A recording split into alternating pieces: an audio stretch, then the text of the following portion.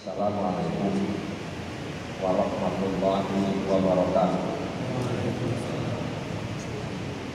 Bismillah, alhamdulillah, salatu wassalamu ala rasulillah Sayyidina Muhammad bin Abdillah wa ala alihi wa sahbihi wa man tabi'ahu wa sallallahu ila yaumil qiyamah. Amma ba'd. Rabbi shrah li sadri wa yassir li amri wahlul 'uqdatam min lisani yafqahu qawli. Rabbi zidni 'ilman ajma'in. Sadaqallahul 'azim wa sadaqa rasulul karim. Wa nahnu 'ala dzalika minasyahidin wa syakirin. Alhamdulillahirabbil alamin. Para kiai, para asatidzah, wabil khusus keluarga besar Bapak Haji Guru, semoga Allah memanjangkan umurnya dan semakin berkah keluarga dan juga apapun yang ada di sisinya. Dan insya Allah kita semuanya juga mendapatkan rahmat dari Allah dan berakhir dalam hidup ini dalam keadaan husnul khatimah. Amin ya rabbal alamin. Salawat dan salam patut kita sembunyikan setelah kita mengucapkan syukur kepada Allah atas segala apa yang disalam yang membawa kepada kita, dan kita juga tetap berada di dalam gerbang umat Nabi Muhammad SAW, insya Allah sampai hari kiamat. Dalam kesempatan ini saya akan menerangkan, menjelaskan 5 koneksitas untuk menjadi fondasi membangun peradaban Islam. Koneksitas yang pertama adalah al-ittisal bainal insan wa bainallah. Koneksitas antara manusia dengan pencipta, antara makhluk dengan khaliq, antara yang diciptakan dengan yang menciptakan, dan kata antara manusia dengan Allah.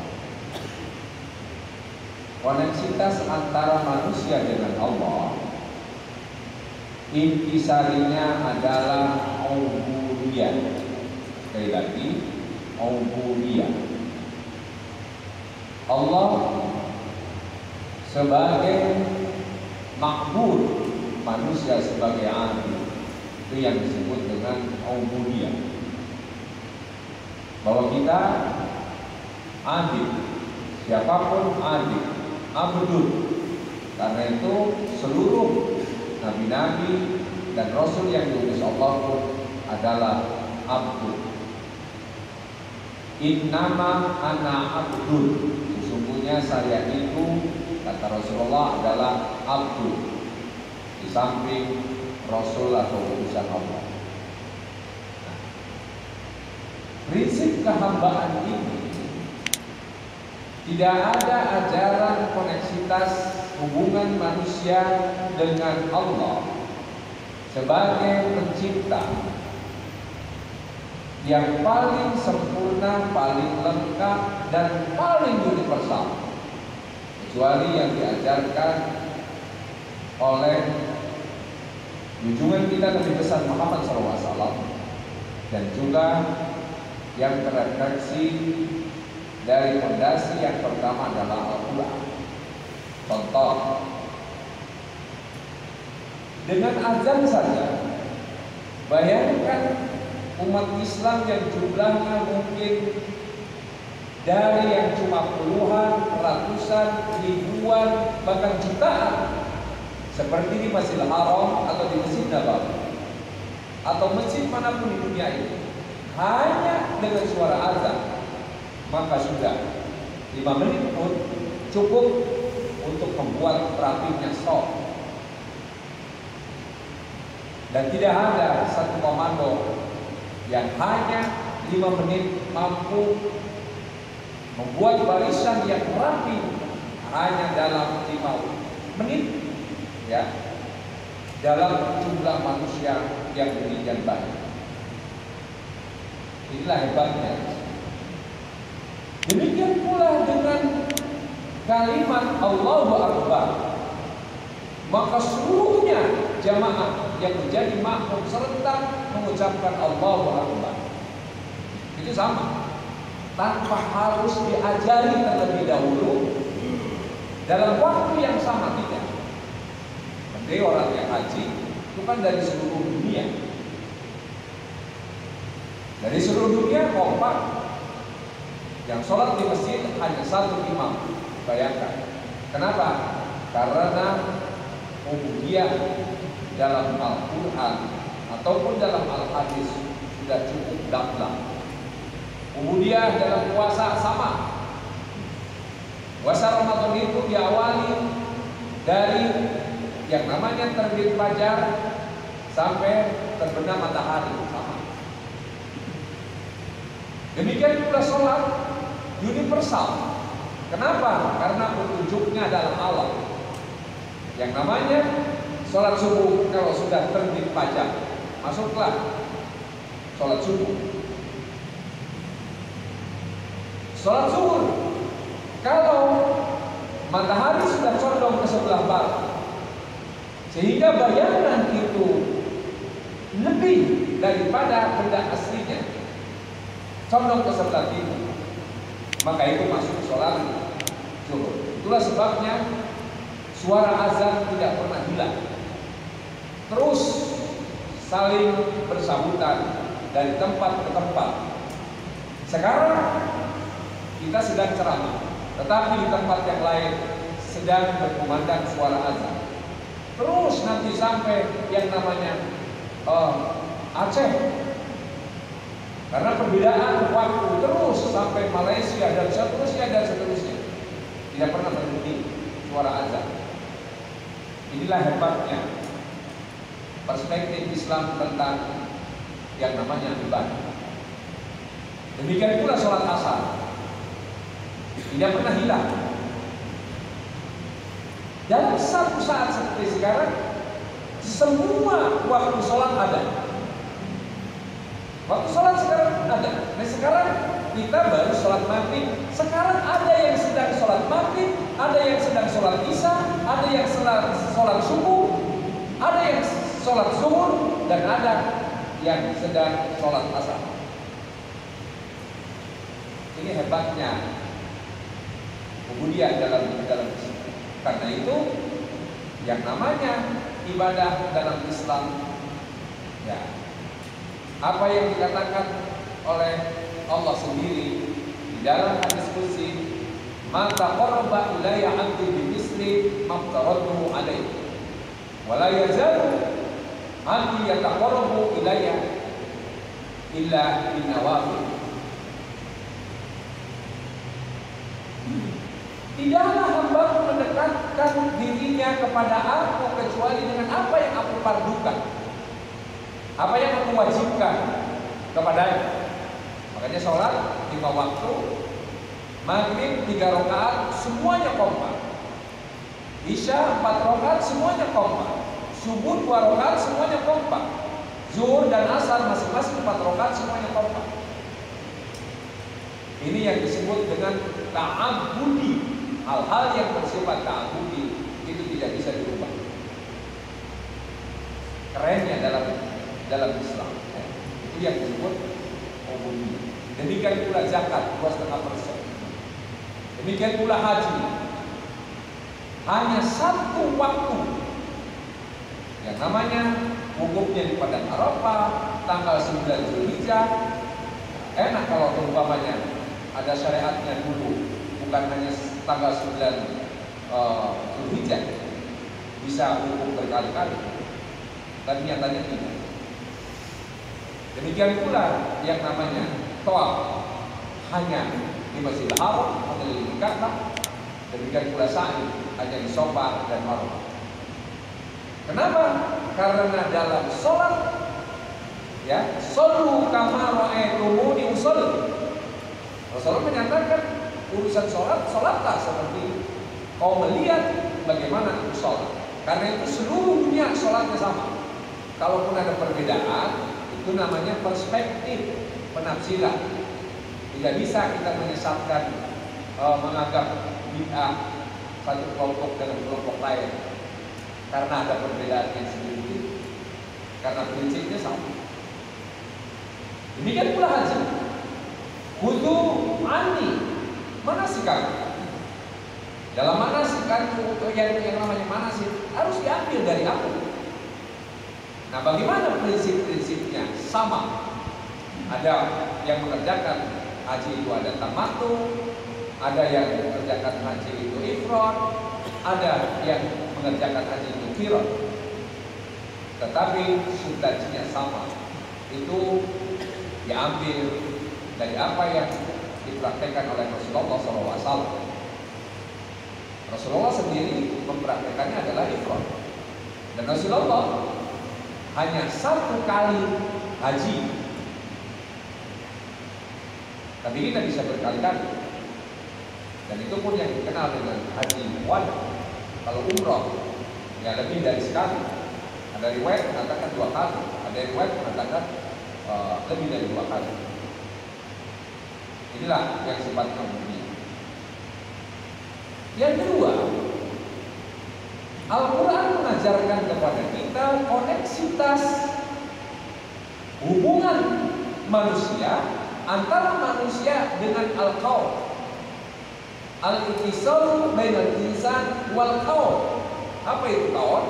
Qaum itu adalah alam semesta. Mengajarkan kepada kita alam semesta. Bagaimana hubungannya? Kok kenapa ada manusia yang menyembah matahari? Kok kenapa ada manusia yang menyembah bulan? Kenapa ada manusia yang menyembah bintang ke bintang? Kenapa manusia ada yang menyembah pohon? Kenapa manusia ada yang menyembah makhluk? Kenapa? Bahkan ada yang membuat asnam, ada yang membuat patung, ada yang membuat arca. Kenapa?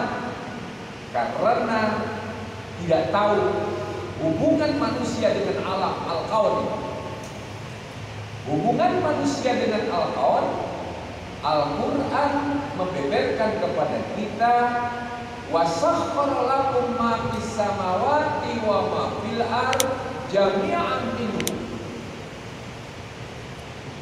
Hubungan koneksitas antara manusia dengan alam al-kaun namanya taskhir. Taskhir itu ditundukkan, dihinakan, direndahkan. Artinya apa? Seluruh makhluk yang diciptakan oleh Allah untuk kepentingan dan kebutuhan manusia. Itu sebabnya Allah menyatakan la tasjudu lisyamsi wala lil qamar wasjudu lillahi alladzi khalaqahunna in kuntum iyyahu ta'budun. Jangan kamu menyembah matahari, jangan kamu menyembah rembulan, tetapi sembahlah yang menciptakan kedua makhluk benda itu. Jangan menyembah bintang, jangan menyembah air, jangan menyembah pohon, jangan menyembah patung. Kenapa? Karena tasbih. Bahkan tidak boleh menyembah yang namanya malaikat atau jin, karena jin sekalipun, malaikat sekalipun posisinya di bawah manusia. Karena itu manusia disebut ahsanut taqwim. Manusia adalah sebaik-baiknya ciptaan Allah, sebaik-baiknya makhluk. Ahsanut taqwim. Karena itu tidak boleh kita merendahkan diri terhadap makhluk. Kalau ada manusia merendahkan diri kepada makhluk, maka dia sudah rendah. Itu yang disebut syirik. Makanya syirik tidak diampuni. Kenapa? Karena sudah merendahkan martabat dirinya yang kata Allah, walaqad karramna bani Adam, sungguh kami telah muliakan kalian. Ya. Dan kami sediakan apapun yang di bumi, apapun yang di langit, apapun yang di lautan, yang di daratan, yang di hutan, di kebun, di sawah, semuanya adalah untuk kebutuhan manusia. Ini hebatnya. Makanya kita harus tahu hubungan kita dengan alam ini, yaitu taskhir. Karena itu bagi para nelayan, kalau kita bukan nelayan, gelap-gelap seperti apa? Ya, dalam kondisi gelap, justru para nelayan senang, karena mudah untuk menangkap ikan dalam kegelapan di tengah lautan yang luas itu. Tapi kenapa tidak kesasar? Karena Allah menyediakan fasilitas nujum, bintang-bintang itu menjadi wasilah, menjadi radar, menjadi kompas, menjadi petunjuk kemana harus menuju, ke arah mana, ke arah barat, ke arah timur. Kemudian posisi di mana yang banyak ikan, mana yang namanya terumbu-terumbu laut yang ada ikan-ikannya, karang-karang itu mereka pawang-pawang tahu dengan isyarat bintang. Dengan isyarat bintang. Subhanallah. Itu namanya tasir. Demikian pula matahari dan bulan. Matahari dan bulan, Allah menyatakan, "Walladzi ja'ala syamsa diya'a wal qamara nuran wa qaddarahu manazila li ta'lamu adada sinina wal hisab." Dialah Allah yang telah menjadikan matahari bersinar dan rembulan sekedar bercahaya, memantulkan sinar. Bulan tidak memantulkan sinar, tidak mengeluarkan sinar, maksudnya hanya memantulkan cahaya, dampak dari yang namanya matahari. Itu bulan. Untuk apa? Lita'lamu, agar kalian semuanya tahu ada sini hitungan tahun wal hisab dan hisab. Karena itu hisab jangan disepelekan. Nah, hisab dan tidak perlu adanya dikotomi antara hisab dengan ru'yah. Ya, ru'yah ajaran Al-Quran, hisab ajaran Al-Quran. Dua-duanya simbiosis, ya, mutualistis, saling melengkapi, saling melengkapi. Ahli ru'yah kalau tidak pakai hisab tidak dapat sasaran. Pokoknya Pak Haji, ada yang kasih pinjam teleskop, ya, secanggih apapun, tapi tidak dikasih tahu, nih Pak Haji, tolong lihat bulan.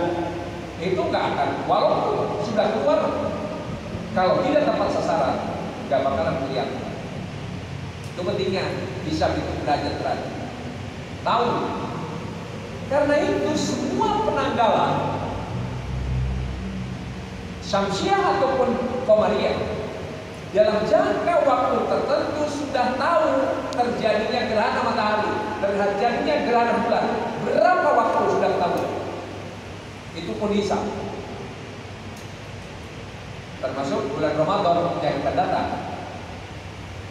Lihat aja di kalender Muhammadiyah, di kalender NU, di kalender Al-Wasiyah, di kalender Persis. Pokoknya di kalender yang demikian banyak, lihat. Kalau ternyata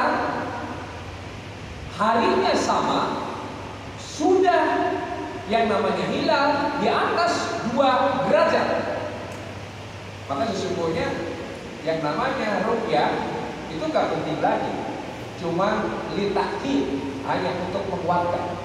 Karena sudah pasti, bisa dipastikan gak akan ada perbedaan antara NU dengan Muhammadiyah, dengan Persis dan sebagainya.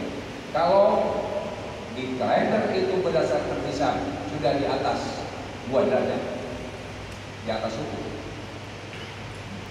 Inilah makanya Kalau di bawah itu, apalagi di bawah 1, maka akhirnya disitulah sumul hidayati wa afiru liruyati. Ini berlaku ru'yah. Makanya di situ ada gumma. Kalau gumma maka fakminul iddah. Ya, sempurnakanlah yang namanya bulan hitungan Sya'bannya, sempurnakan. Sya'bannya sempurnakan 30 hari baru kita mulai tanggal 1 Ramadan. Demikian pula nanti di akhir Ramadan. Karena itu pokoknya yang namanya jumlah hari dalam Qamariyah dan Syamsiyah bedanya kalau Qamariyah tidak akan meleset antara 29 hari dengan 30 hari. Titik. Gak ada yang 28 hari. Kalau ada yang 28 hari puasanya gak sah. Dalam arti tidak sempurna. Ya, tidak sempurna. Kalau ada yang 31 hari, maka itu kelebihan. Itu aja sesungguhnya. Nah ini hebatnya Al-Qawar ini dituduhkan oleh Allah. Karena itu disebut wa min ayatihi wa min ayatihi wa min ayatihi sebagai tanda-tanda kebesaran Allah. Tanda-tanda kebesaran Allah dimanapun. Karena yang namanya makhluk adalah disediakan oleh Allah, dihamparkan, dituduhkan. Karena itu semua binatang tunduk kepada manusia. Tunduk kepada manusia. Kalau kita mempelajari karakter binatang, biar binatang sejahat apapun tunduk kepada manusia. Makanya ada yang namanya ada pawang singa, ada pawang buaya, ada pawang burung. Saya lihat itu di Padang, di Sumatera, ada sekarang manggil burung, burung dipanggil. Jadi memelihara burungnya enggak di kandang, terserah di mana itu burung. Semua ada pawang. Ini bukti bahwa sakhara lakum ma fis samawati wa ma fil ardi jami'an. Tasir. Demikian pula jin di bawah manusia. Ya. Malaikat diciptakan untuk melayani manusia. Karena itu ada malaikat rahmat, ada malaikat azab, ada raqib, ada atid, ada yang menurunkan wahyu, menurunkan ilham, ada yang memberikan rahmat, ada yang memberikan rezeki, dan seterusnya dan seterusnya. Ini namanya al-qaul, hubungan koneksitas antara manusia dengan Allah. Termasuk hubungan manusia dengan duit. Jangan manusia diperdaya oleh duit, tapi harus duit diperdaya oleh manusia. Jadi kalau ada manusia menempatkan duit di atas dirinya, dia sudah ditasir oleh duit. Kalau sudah ditasir oleh duit, berarti martabatnya itulah yang namanya syirik. Syirik. Ada nggak orang yang disiksa oleh mobil? Wah, udah pokoknya. Apalagi mobilnya mahal. Tidur pun susah, ya. Karena ingatnya mobil terus. Termasuk jadi kalau ada suami, ya, terlalu mencintai istri sehingga disuruh sama istri apapun dilakukan, itu namanya sudah ditasir oleh istri. Dia sudah termasuk kategori merendahkan derajat dari hadapan Allah. Baik, yang ketiga, koneksitas antara manusia dengan manusia. Al-ittisal bainan nas ba'dhum ba'd. Hubungan manusia dengan manusia yang lain. Hubungan manusia dengan manusia, maka poinnya adalah ihsan. Itulah hebatnya Islam. Hubungan anak dengan orang tua harus ihsan. Wawasanal ihsan biwalidayni ihsan. Kenapa saya mengatakan yang pertama pakai kalimat ihsan? Sementara yang kedua insan juga, tapi yang ketiga pakai kalimat anas. Kenapa? Karena al-insan makhluk individual. Karena itu hubungan diri dengan Allah masing-masing intensitasnya, kualitasnya, keikhlasannya berbeda. Sama-sama ini kita berjamaah di Masjid Al-Qurban ini, tetapi urusan kekhusyuan, keikhlasan, ya, hatta imam sendiri belum tentu imamnya mengalahkan makmum. Tapi tidak mustahil ada makmum yang lebih keren daripada imam. Kenapa? Karena individual. Itulah sebabnya semua dhamir yang dipakai dalam Al-Quran terkait al-insan semuanya mufrad. Ya ayyuhal insan ma gharraka bi rabbikal karim. Enggak ada ya ayyuhal insan ma gharrakum. Enggak ada. Karena mufrad. Ya ayyuhal insan innaka kadihun. Enggak ada ya ayyuhal insan innakum kadihun. Wa an laisa lil insan illa ma sa'a wa anna sa'yahu. Kalau sudah al-insan pakainya hu wa anna sa'yahu. Domirnya domir buat. Ini hebatnya. Tapi kenapa anas? Karena anas itu adalah makhluk sosial. Makanya makhluk sosial pasti membutuhkan orang lain. Suami butuh istri, istri butuh suami.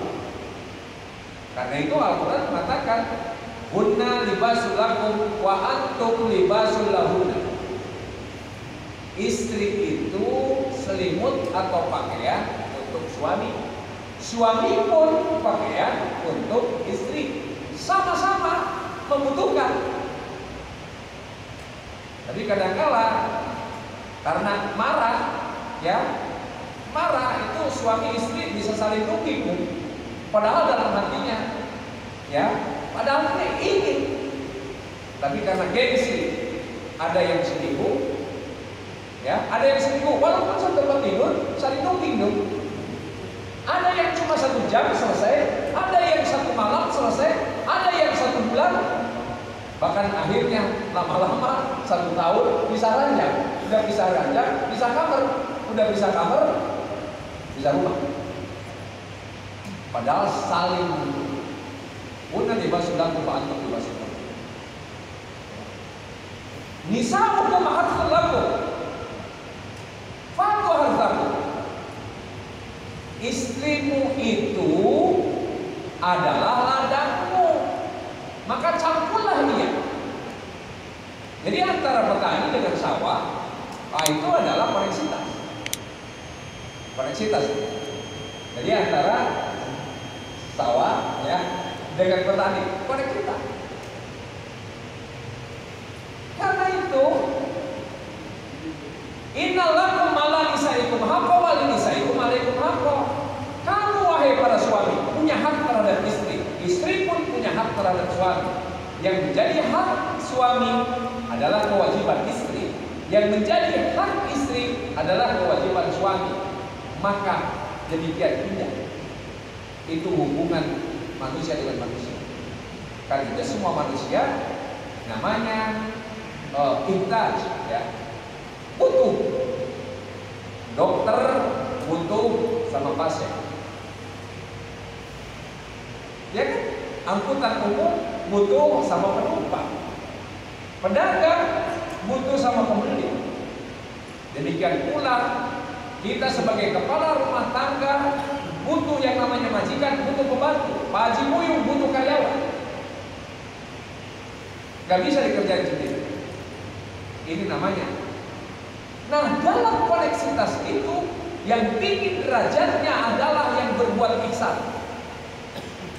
Kalau dia zalim, kalau dia khianat, kalau dia selingkuh, kalau dia tidak komitmen, maka zalim. Itulah tidak ada dosa yang terberat kecuali yang terberat taubatnya, kecuali adalah dosa zalim terhadap sesama. Zalim dengan sesama itu susah, ya. Termasuk zalim suami sama istri. Kalau istri nggak memaafkan, waduh berat. Awas, hati-hati. Dosa istri terhadap suami, kalau suami tidak memaafkan, berat. Jangan sampai dibawa ke akhirat.